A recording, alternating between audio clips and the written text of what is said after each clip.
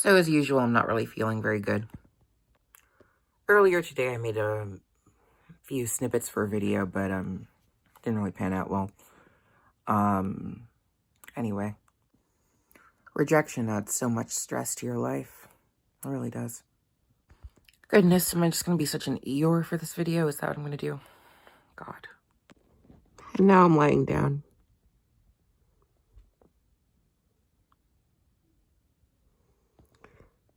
It's all my fault. Not all of it, but a lot of it. A lot of it.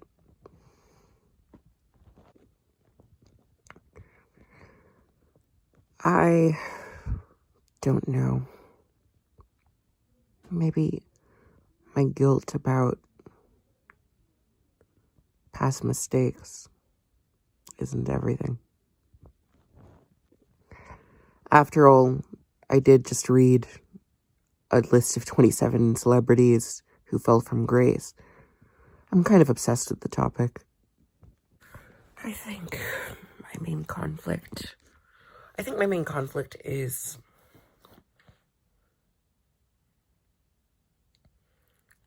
I don't know. I'm very sentimental.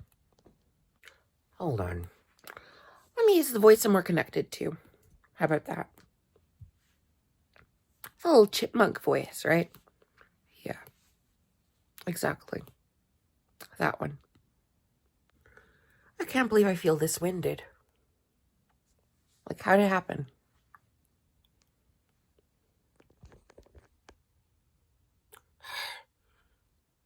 Say something, damn it. I'm a good musician, and I'm also a good poet. I'm good at all of them. I'm a good pianist, I'm a good vocalist, I'm a good guitarist, I'm a good poet, I'm a good writer, I'm a good actress, I'm a good model. I'm good at all of them. Why do I keep doubting that stuff? You know what it is? It's that you didn't release the goddamn song. You were supposed to release that song, last Friday? It is now this Thursday. Like, seriously. Whatever. People always tell me I'm too hard on myself. Well, how does anything get done? I don't know. I guess being hard on myself isn't helping then. I just feel so closed off from everyone. And I don't recall another time where I ever had felt so closed off from everyone. Maybe in 2013 when I got suspended from high school, because of this kid who, he did this weird thing during my choir trip. He comes up to me 3 times and rubs his butt on me while I'm in my seat eating dinner with my friends. And I was miserable that day because I was thinking about, how I came out on Facebook as a gay man or a gay guy, whatever, even though I most clearly to anyone looking closely at me wasn't. And, so anyway, he just rubs his butt on me over and over again. I'm not even trying to be like an Onision thing or anything. Like, that was just weird what he did, but, he, anyway. In short, the last one got me so pissed that I lashed out at him, and I ended up getting suspended for the rest of the year. Yep. Couldn't sing with the choir, couldn't go to Busch Gardens or enjoy the rides. Had to be picked up from Williamsburg, Virginia, by my parents. They had to drive all the way over here and pick me up and drive me home. Yeah, that happened. It was from then onward that people started to be really concerned about my mental health. And I started to gain a reputation among people as the crazy kid or the kid with some mental health issues. And that kind of affected my friendships from then onward, to be honest. And the people I could be friends with. First time I felt so rejected. First time I felt so, disgraced. And it wouldn't be the last time. I was actually suspended in high school twice. And once in middle school for knocking over a project I was working on with 2 friends because I forgot to bring in colored pencils and it hit this girl in the eye. That got me suspended for a few days. But, and we were really good friends before that, and I still kind of miss her. It's really sad. Is that pathetic? Well, that's what I said.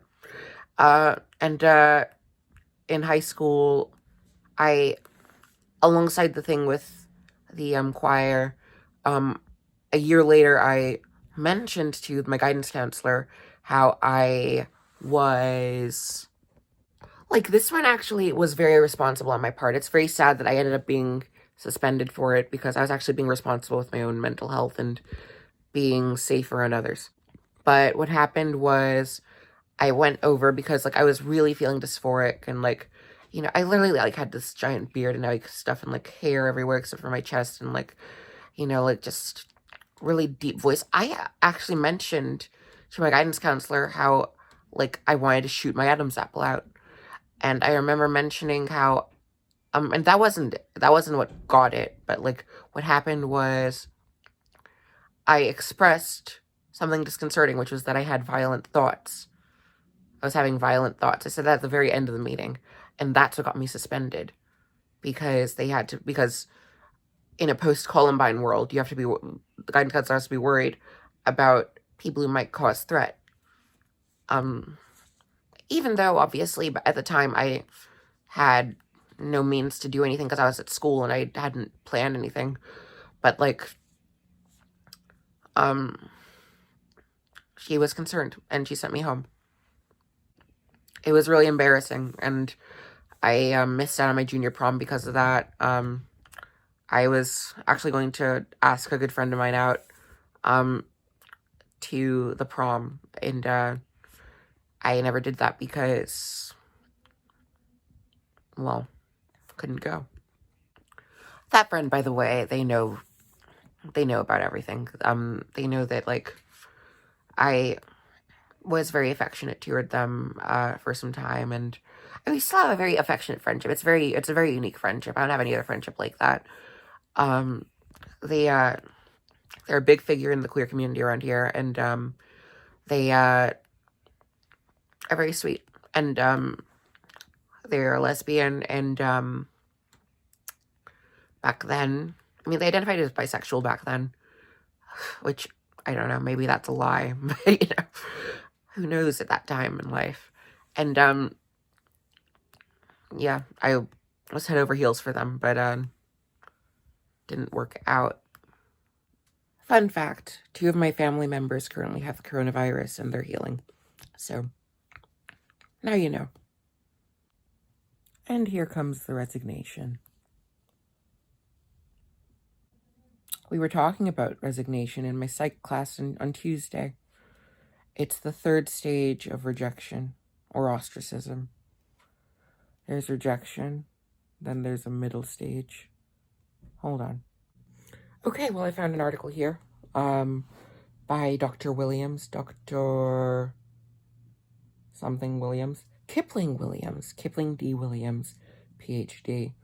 And the first phase of rejection, or stage of ostracism, rather, is the initial acts of being ignored or excluded. And the second one is coping with it. And the third one is resignation. Stage 1 involves, social pain. Rationally shouldn't matter, but it matters because it impedes on your capacity to belong with people. Stage 2 means understanding why you've been rejected and trying to build something to compensate for or undo that rejection. And then stage 3 is if a person must endure prolonged episodes of ostracism over weeks, months, or years. When this happens, the resources necessary to fortify thwarted needs are depleted, resulting in essentially giving up and feeling depressed and worthless. Thankfully, not too many people get to stage 3. Interesting. So let's decide, why have I been rejected? Well, there are several reasons. One reason is anger. Another reason is conservatism. Another reason is artistry. Another reason is ineptitude of artistry. Another reason is lack of employment. Another reason is lack of a degree. Another reason is lack of a stable income. Another reason is dependency. Another reason is eccentric behavior. And another reason is self-righteousness. All 10 of these, yes, 10, I counted as I said them, correct me if I'm wrong, would contribute to rejection and have contributed to my having been rejected by hundreds of people, if not over 1,000. Oh, but I did forget a couple, because guess what? Like I said earlier, my artistry isn't necessarily of ineptitude. A lot of it actually is quite invigorating and insightful and full of ingenuity. Entertaining, refreshing, interesting. A lot of why I was rejected by so many people is because I was so wishy-washy in believing in myself. One day I'll be like, I am on top of the world, I'm going to be a star. The next day I'm like, I'm nothing. You'll see me not do anything for weeks or days. If I were to apply myself in a way that corresponded with self-belief consistently for years, I would have, I was about to say possibly millions of dollars. I was about to say probably millions of dollars. Like, I'm that interesting. What can I say? I'm that talented. I'm that insightful. I'm that ingenious. And you know what? On top of that, I have an interesting story to tell. Another reason why I've probably been rejected by people is because I am transgender. Go figure. And another reason on top, and another reason on top of that, it's not coming out properly right now. And another reason on top of that is that I am attracted to females and transgender. And I've been hit or miss in my expression of that. But I cannot emphasize enough the history of violence. That has just been a nightmare to deal with. It's being part of my history. If you have lashed out physically, verbally, even in a way that is, you know, visually off-putting, visually distressing, people will judge you for that for a very long time. And I've done that myriad times since puberty began. Yeah, I'll always put that as, like, I'll pin it down on puberty, because, like, look, when you talk like this naturally, and you're a woman, it doesn't really help things.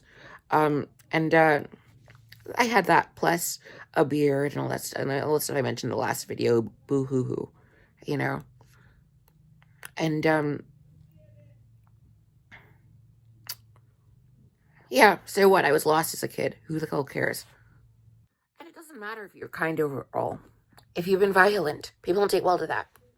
It basically overshadows to many people how kind you are, because it's like, okay, you can easily put up this, you know, appearance of, you know, courteousness and, you know, genteel, but when push comes to shove, what are you then? Where's the lightness of the feather then? And people will judge you on that. And all the more so if you have a shred of male in you, which I do.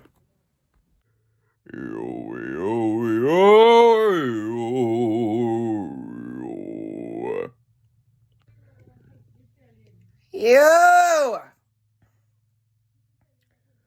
Yo! Yo! Yo!